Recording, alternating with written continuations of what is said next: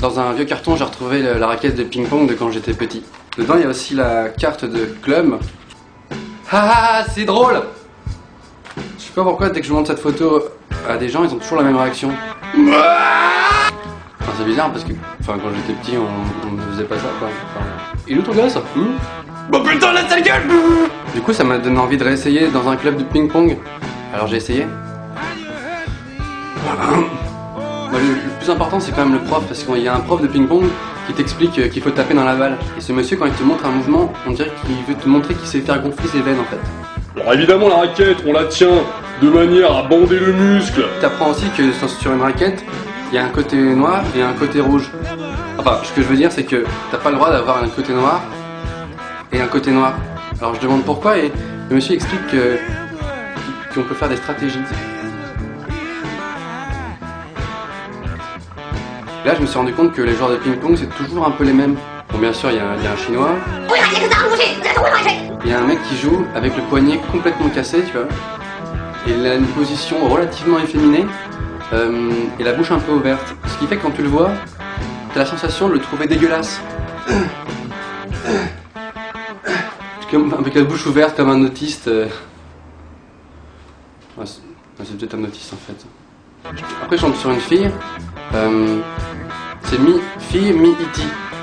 Elle joue de manière très stoïque contre la table avec juste la main qui bouge et le corps totalement fixe. Elle gagne toujours ses matchs parce que elle est tellement bizarre. Alors évidemment, j'ai perdu contre une fille. J'ai pas peur de perdre, mais ce qui me motive, hein, ce qui me fait battre le cœur, ce qui me donne mon énergie, c'est avant tout c'est avant tout mes gosses. Donc t'as le monsieur qui a, on dirait qu'il a une grave maladie et qui joue au ping-pong pour s'en sortir, pour essayer d'oublier. Enfin, c'est bizarre parce qu'il parle assez fort et ensuite il te regarde comme si tu devais répondre un truc. Promotion les balles. Mais tu sais pas quoi. Il y a aussi le mec qui suit les cours de manière très assidue, de A à Z, et qui refuse qu'on fasse une balle, genre pas dans le match. On peut jouer s'il te plaît? On m'a pas dit qu'on devait jouer. On peut jouer? Ce genre de mec en général, il t'éclate et après il t'explique pourquoi t'as perdu. 21-0, c'est pas grave. C'est pas grave, c'est ton revers. Et puis après il y a moi.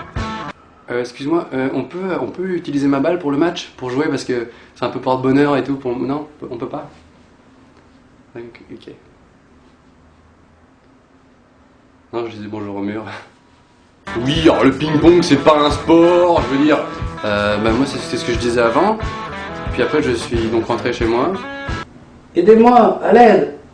SOS! Suite à cette expérience, j'ai décidé d'arrêter ce sport. Parce que bon, je me sentais pas à ma place. Puis bon, je vais peut-être me mettre à la marche. Ouais, bon, ça fait quelques années que ça me trotte. J'aime bien marcher dans les villes, dans les campagnes.